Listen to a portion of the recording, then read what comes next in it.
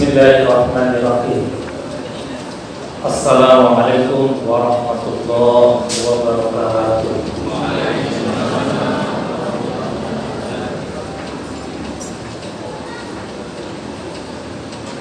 Pagi hari menarik bukan?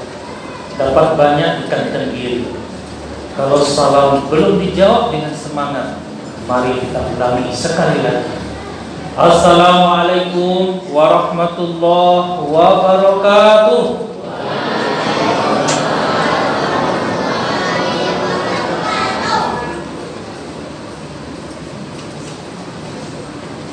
Alhamdulillahilladzi anzala sakinata fi qulubil mu'minin liyazdadu imanan ma'a imanihim. Asyhadu an la ilaha illallah wahdahu la syarika lah wa asyhadu anna Muhammadan abduhu wa rasuluh sallallahu alaihi wasallam la nabiyya ba'da. Allahumma shalli wa sallim ala nabiyil karim wa ala alihi wa ashabihi ajma'in. Awal kalam permulaan kata bersyukur kita kepada Allah Subhanahu wa taala. Pada malam yang berbahagia ini Allah masih mempercayai nikmat hidup kepada kita. Jantung kita masih berdetak, darah kita masih mengalir, akal kita masih bisa berpikir dengan jernih, dada kita masih berisi iman yang kuat dan tangguh, sehingga kita bisa hadir di Masjid Baitul Salam, masjid yang kita cintai ini. Semoga pembangunannya segera lancar dan sukses. Salawat dan salam senantiasa kita hadiahkan bagi junjungan kita Nabi Muhammad sallallahu alaihi wasallam. Allahumma shalli ala sayyidina Muhammadin wa ala alihi wa ashabihi ajma'in. Yang sama-sama kita hormati Bapak pengurus Masjid Baitul Salam beserta jajaran beliau. Selanjutnya para niat mama ibu ulama jadi pandai seluruh bidang dalam negeri, menjualkan buah di papel Mananggada, adik-adik generasi muda harapan bangsa, dan anak-anakku yang berada di luar. Semoga kalian dapat tenang dan tidak libur dan tidak keluar dari pekarangan misi. Bapak Ibu sekalian yang dirahmati Allah Subhanahu wa taala, ada sebuah pantun. Kalau bukan karena setetes tinta, takkan kubuah sebaik puisi. Kalau bukan karena cinta, malah mungkin Ustaz Ali sampai di sini. Bapak Ibu sekalian yang dirahmati Allah Subhanahu wa taala, nampaknya kan yang mana Bu dari Ibu? Iya Bu. Berapa ronde dari makan Bu? Bapak Ibu sekalian yang dirahmati oleh Allah Subhanahu wa taala, tak kenal maka saya. Saya izin memperkenalkan diri, nama Ali Marhusin Askarillah, lahir di pesisir selatan. Alhamdulillah sudah 4 tahun di kampung halaman di Kota Padang ini. Selama ini merantau di tanah Jawa.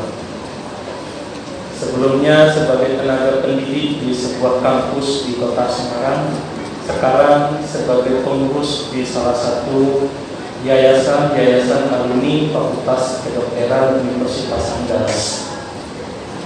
Sekaligus penulis beberapa buku. Buku terakhir saya judulnya Perisai Kesetiaan.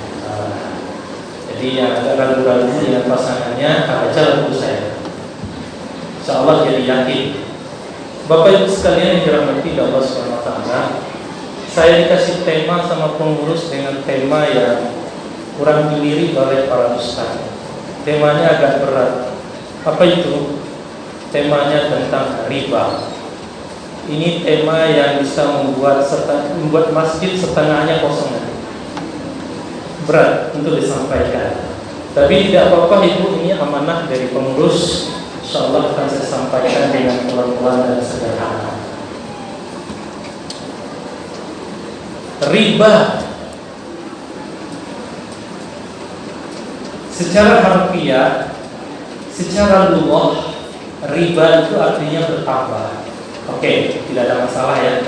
Sesuatu yang bertambah itu disukai oleh semua orang. Bertambah hartanya, bertambah duitnya, kita suka, senang.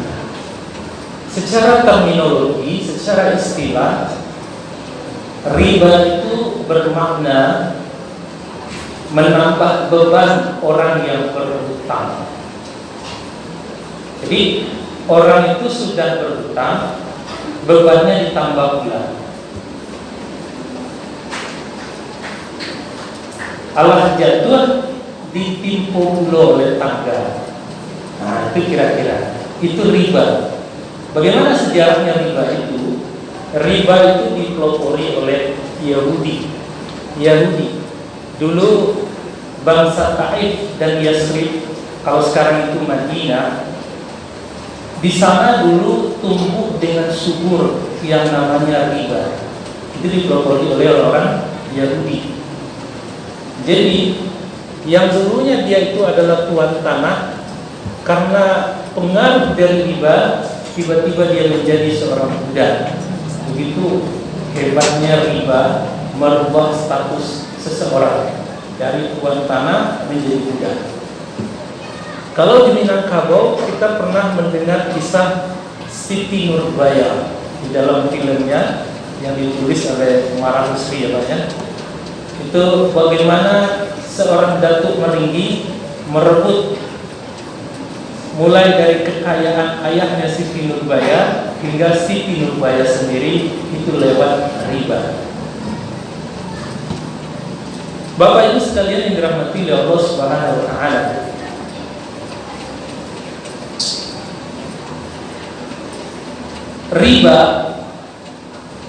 riba itu jahat sekali. Kenapa dikatakan jahat? Karena pelaku riba itu mengambil kesempatan dalam kesempitan. Sudah jelas-jelas orang itu ditimpa kesempitan, seperti anaknya sakit, kemalangan, ditimpa hutang. Kesempitan orang tersebut dimanfaatkan oleh segelintir orang. Nah, orang yang memanfaatkan inilah yang sehingga kita sebut dengan pelaku riba. Abang, ya, anak aku sakit, ini terbaring di menjamil, pinjam aku PT 5 juta, boleh? Beralamo kedibalian bulan depan bang, kalau 5 juta sebulan 500, ibu maunya lain namun jadilah bang. Tiba waktu akan membayar, rupanya dia belum mampu karena anaknya masih di rumah sakit. Lalu bisa membayar PT abang. Hei, bila tahu barang bawa kartu beri minta 9 bulan lagi lah bang, kerajaan dapat anak masa kilo. Jadi kalau 10 bulan berarti mau 5 juta. Pas besok di bulan 10 bagi 10 juta dilabang. Berada bu, lintah darat. Itu lintah darat. Di saat orang itu kesempitan, kesusahan, kesempitannya itu dimanfaatkan, diambilnya sebagai kesempatan untuk memperkaya diri. Makanya di dalam Al-Quran dengan bahasa yang indah, Al-Quran mengatakan wa aqlihim amwalan nasa bil batil. Mereka memakan harta manusia dengan jalan batil, dengan jalan jahat sekali. Tidak ada peri kemanusiaan, yaitu riba. Apalagi contohnya Ustaz, riba itu Pak Bu, ada uang di dompet 100 juta, Pak Acaro agar uang ini beranak pinak, titi beranak, didepositkan 6 bulan jadi 110 juta. Yang 10 juta itu riba. Di kampung-kampung, di desa-desa yang masih susah untuk kita cegah, Pak, yo anak ambo ke kuliah, ambo gadaikan sawah ambo yang 2 hektar itu, berapa gadai? 200 juta, kamu masuk ke dokteran. Nah jadi berapa yo? 10 tahun. Tahun pertama sawah tadi ngepakainya, nyolahnya menghasilkan. Tahun kedua menghasilkan, tahun ketiga menghasilkan, tahun ke sampai tahun ke-10. Orang yang mengolah sawah tadi, yang meminjamkan piti tadi, mendapatkan padi yang banyak dari sawah yang dia olah, ditambah dengan uang pokoknya 200 juta. Kaya raya tadi ya Bu? Kaya raya. Itu halal apa haram? Haram. Mestinya bagaimana Ustaz?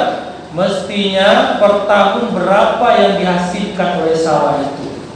Katakanlah yang dihasilkan oleh sawah itu per tahun 10 juta, maka 10 tahun sudah menjadi 100 juta. Jadi yang awalnya dipinjam 200 juta dikurang 100 juta, mestinya uang yang dikembalikan hanyalah 100 juta. Itulah yang halal.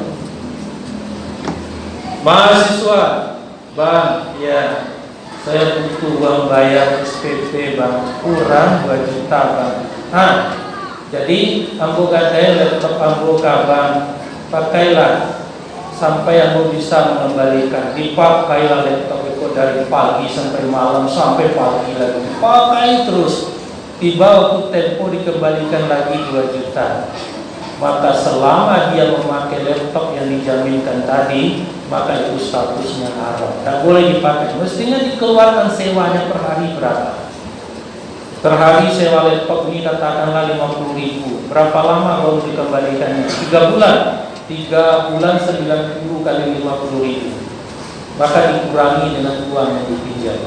Kalau tidak demikian, riba. Riba itu hukumnya haram, termasuk dalam kategori dosa besar. Hati-hati Pak Bu. Makanya Umar bin Khattab itu mengatakan di dalam fikih ekonominya Umar bin Khattab, jangan dekati pasarku sebelum engkau itu mengetahui akan fikih halal haram, mengerti cara berjual beli yang benar, ini yang benar, ini yang halal, ini yang syubhat, ini yang haram. Tujuannya apa? Agar diri kita ini, diri kita yang fitrah ini tidak terkotori oleh harta-harta yang haram. Karena yang haram itu yang berhak hanya satu, neraka, api neraka. Bapak Ibu sekalian yang dirahmati oleh Allah Subhanahu wa taala, di dalam agama kita wa ahallallahu al-bai'a wa harrama riba. Yang dihalalkan itu jual beli. Sementara riba itu haram. Apa tadi riba? Bunga, piti barana, piti balipe, dipinjam 1 juta, balik 1.200.000. Itu riba. Riba Bapak Ibu sekalian yang dirahmati Allah Subhanahu wa taala. Bahaya riba itu Ustaz. 1. Qala Nabi sallallahu alaihi wasallam, la'ana Rasulullah sallallahu alaihi wasallam melaknat wa akilar riba ma huwa qihur riba. Jadi ada 2. Yang pertama akilar riba, pemakan riba, yang menjalankan koperasi 1 juta itu balik 1.200.000. Itu pemakan riba. Yang kedua muwakihur riba, orang yang memberi riba dan meminjam ke koperasi balipe piti tadi. Kedua-duanya dilaknat oleh Allah. Kedua-duanya dilaknat oleh Allah. Jadi Bapak Ibu sekalian yang dirahmati Allah Subhanahu wa taala, mari kita hindari dosa yang satu ini. Kalau mau beli mobil tak punya uang, tahan dulu ya Allah, berilah rezeki. Ya Allah, sabarkanlah diri ini ya Allah. Belum mampu saya beli uang. Karena saya tidak mampu, berilah kesabaran. Bertahan dulu kita. Jangan tergesa-gesa Bapak Bu. Beli mobil sekarang modal 5 juta cuma. Dapat mobil. Mobil apa ibu mau? Apa enggak dapat? Sudah berkali-kali Anda datang, usah mau mobil enggak bisa, enggak punya uang saya punyanya baru motor. Ada yang nawarin rumah, ya boleh asalkan syariah. Nah, syariah boleh. Tapi kalau yang enggak syariah enggak boleh. Begitu juga beli motor contohnya. Kalau kita beli langsung ke dealer harganya 17, tapi lewat orang ketiga harganya bisa jadi 25. Dicicil per bulan 2 juta, per bulan dalam tempo yang sekian-sekian, lewat perantara orang ketiga itulah tumbuh yang namanya riba. Kalau mau beli rumah langsung ke pengembangnya, ke developernya. Saya punya rumah Pak, tipe 36, harga 200 juta. Bapak cicil 15 tahun, per bulannya 1,5 juta. Itu halal. Itu adalah jual beli. Tapi kalau sudah melewat perantara orang ketiga, masuknya jadinya riba. Yang mesti harga rumah 200 naik jadi 400. Padahal dia bukan yang punya rumah, bukan dia. Dia cuma sebagai perantara orang ketiga. Hati-hati kita Pak Bu. Tidak apa-apa kita tidak punya rumah mewah, kontrak dulu tidak apa-apa. Tidak punya mobil mewah tidak apa-apa Bu, maksim banyak, murah meriah. Ketika aja tik datang maksim 10.000, kaunan sana itu cuma 15.000 sampai enak kita, plong hati kita itu. Bapak Ibu sekalian yang dirahmati oleh Allah Subhanahu wa taala. Jadi berat ya riba itu Ustaz? Iya. Dilaknat oleh Rasul kita. Yang kedua apa? Yang kedua, fa in taf'alu fa'zanu biharbin minallahi wa rasulih. Di dalam surat Al-Baqarah ayat 278 Allah mengatakan demikian. Apa kata Allah? Wahai para pemakan riba yang mengedarkan itu koperasi-koperasi yang berhubungan dengan riba, makan dari hasil riba, sudah diberi peringatan oleh Allah tapi tidak juga bertobat, berhijrah. Fa'zanu biharbin minallah wa rasuli. Allah dan Rasul yang akan memerangi. Kalau tidak di dunia, nanti di akhir azabnya luar biasa. Ini yang kedua, bahaya riba. Yang ketiga apa lagi Ustaz? Yang ketiga di dalam kitab Muqasyyafatul Qulub yang ditulis oleh Imam Hujjatul Islam Al-Imam Al-Ghazali, sang Hujjatul Islam, beliau mengatakan di dalam sana dimuat banyak hadis sahih. Yang pertama apa? 1 dirham yang dihasilkan dari riba, 1 dirham itu saya cek itu cuma 3.910 rupiah. Barabana piti 3.910 rupiah itu barabana. Sampai 1.000 lagi CM. Sampai 1.000 itu ana dapat roti cienya. Kata Rasulullah di dalam kitab tersebut disampaikan 1 dirham yang dihasilkan dari riba piti balipe dari bunga bank itu lebih buruk, lebih berbahaya daripada 33 kali umatku melakukan zina di dalam Islam. Bare dah Bu? Bare, Masya Allah. Ustaz kalau dah sampai lalu terus malam dah bahar, dah bahar, dah diundang habis itu dah bahar. Ya mana ada pengurus sampai Ustaz. Tahu? Hukum zina itu berat sekali. Zina itu hanya bisa ditebus dengan rajam. Dikuburkan badan kita ini, dikuburkan ke tanah lalu kepala dilempar dengan batu sampai meninggal, maka bersihlah orang itu dari dosa zina dan dia akan dimasukkan ke dalam surga. Itu baru seimbang dengan dosa zina. Ini berzina 33 kali. Cuma 4.000 rupiah yang dihasilkan dari riba, itu dosanya sama dengan 33 kali berzina. Kalau laki-laki berzina ini orang, anak gadis orang berpadusi lain. Rema Pak Ustaz. Dah ambo yang necer Bu, bukalah kitab Muqasyyafatul Qulub.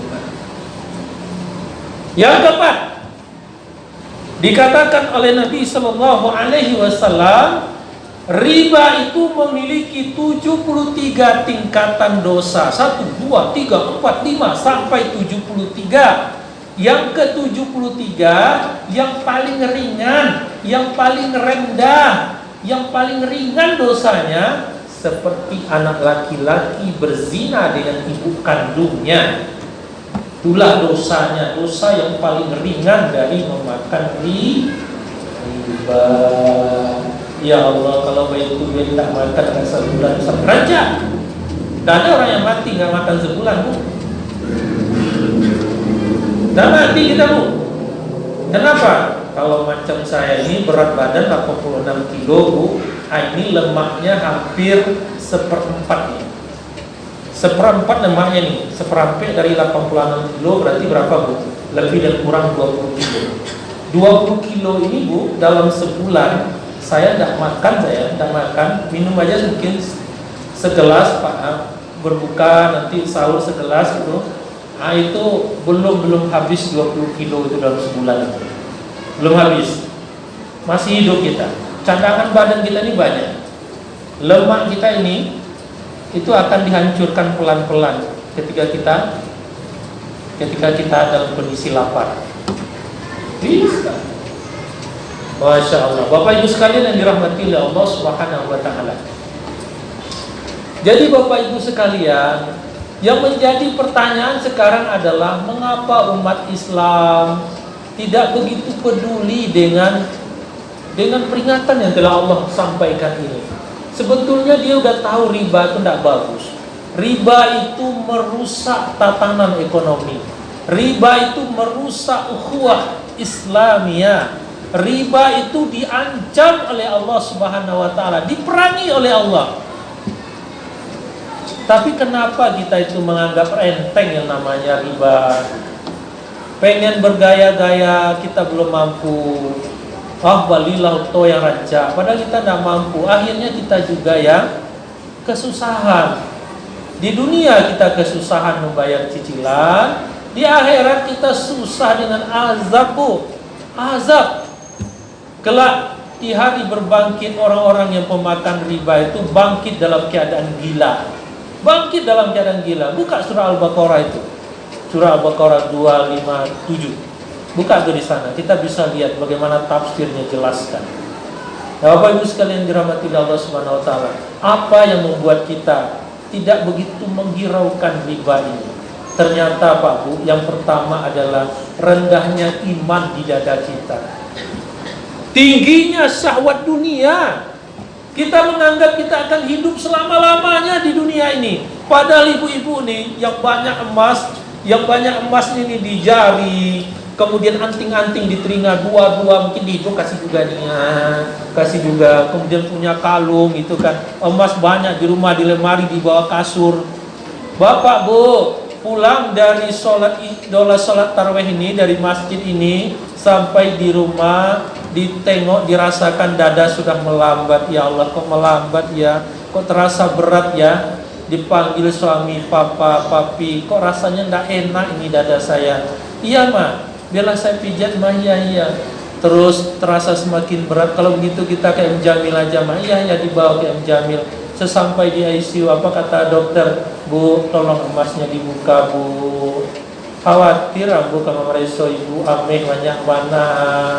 Kamu dituduh pulau malian sama penegak hukum Bu kalau hilang ameh Bu. Akhirnya diambil lah sama Pak tadi ameh Bu. Dibuka satu-satu ameh kan.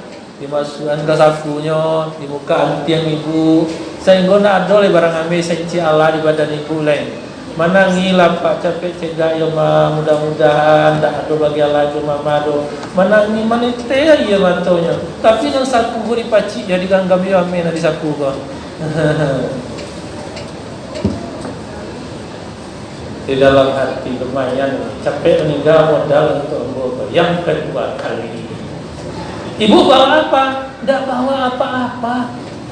Tidak ada yang dibawa. Yang dibawa ke akhirat itu hanyalah amal soleh. Amal soleh yang akan kita bawa. Bapak-bapak juga begitu Pak. Kita tidak tahu Pak, besok pagi ini masih bernapas apa enggak. Kita tidak tahu Ramadan yang akan datang apa kita masih hidup atau tidak. Tidak ada jaminan. Karena tidak ada jaminan Bu, maka saya menyampaikan sebuah rahasia. Disampaikan di dalam kitab Al-Ilmul Awliya yang terakhir yang ditulis oleh Imam At-Tirmizi, dikatakan, kenapa para sahabat zaman dulu, sahabat-sahabat Nabi Abu Bakar, Umar, Utsman, Ali, Abdurrahman bin Auf, pitinya banyak Pak Bu, dagangannya banyak Bu, luar biasa sekali, duduk infaknya miliaran. Tapi Abdurrahman bin Auf ketika sholat Bu, matanya ini bengkak menangis. Itu Abdurrahman bin Auf. Emasnya jangan tanya banyaknya, infaknya aja miliaran. Itu Abdurrahman bin Auf. Apa rahasianya mereka? Begitu khusyuk sholat, begitu tekun beribadah, begitu rajin berzikir. Apa rahasianya? Di dalam kitab Al-Ilmul Awliya itu disampaikan Bu, satu saja rahasianya Bu. Apa itu? Ketika datang waktu sholat isya, mereka bersiap-siap sholat isya dan lalu meyakinkan dirinya merenung, bisa jadi ini isyaku yang terakhir, ini sholat isyaku yang terakhir. Sehingga ketika sholat dia betul-betul khusyuk, pikirannya, hatinya, lisannya benar-benar tertuju kepada Allah Azza wa Jalla. Ketika datang waktu subuh, bisa jadi ini subuhku yang terakhir, sehingga dia sholat subuh dengan khusyuk. Ketika datang ada orang yang meminta-minta, dia kasih. Bisa jadi sebentar lagi saya sudah tidak ada di muka bumi ini. Ketika datang Ramadan, bisa jadi ini Ramadanku yang terakhir. Sehingga dia isi Ramadan itu dengan optimal, dengan sungguh-sungguh. Qala Nabi SAW, Innallaha yuhibbu idza amila ahadukum ayyuskinahu. Sesungguhnya Allah Subhanahu wa taala sangat mencintai hamba-hambanya yang jika beramal, dia beramal dengan sebaik-baiknya, dia beramal dengan sungguh-sungguh, dengan sepenuh hati, tidak setengah hati. Allah cinta akan orang seperti itu, Allah sayang akan orang seperti itu, rahmatnya akan turun untuk orang seperti itu. Inna rahmatallahi qaribun minal muhsinin. Sesungguhnya rahmat Allah itu sangat dekat, lebih dekat dari ini, lebih dekat dari dua jari yang ditempelkan ini, bagi orang-orang yang selalu dalam kebaikan dan ketaatan. Bapak Ibu, mudah-mudahan Bapak Ibu, kita semua ini selamat. Kita nih ruku sujud di malam hari, berzikir, membaca Quran, siang berpuasa, tapi dosa riba terus mengalir detik demi detik. Berapa lama kita berhubungan dengan riba, selama itu pula dosanya terus diproduksi. Setiap detik, dosa. 10 tahun minjam, 10 tahun pula dosa yang ngalir terus, dosa. 15 tahun pula tuh dosa. Kita hentikan itu Bu, stop itu, hentikan itu. Allah Maha penerima taubat kita. Innallaha yuhibbut tawwabina wa yuhibbul mutatahhirin. Mari kita bertobat. Tidak tahu kapan ajal ini akan berakhir. Siapkan bekal kita sebanyak-banyaknya. Semoga kita menjadi hamba Allah yang beruntung, selamat dunia, selamat akhirat. Wabillahi taufiq wal hidayah. Mohon maaf kalau ada hal yang tidak berkenan Bapak Ibu. Saya menjalankan amanah. Semoga bermanfaat. Assalamualaikum warahmatullahi wabarakatuh.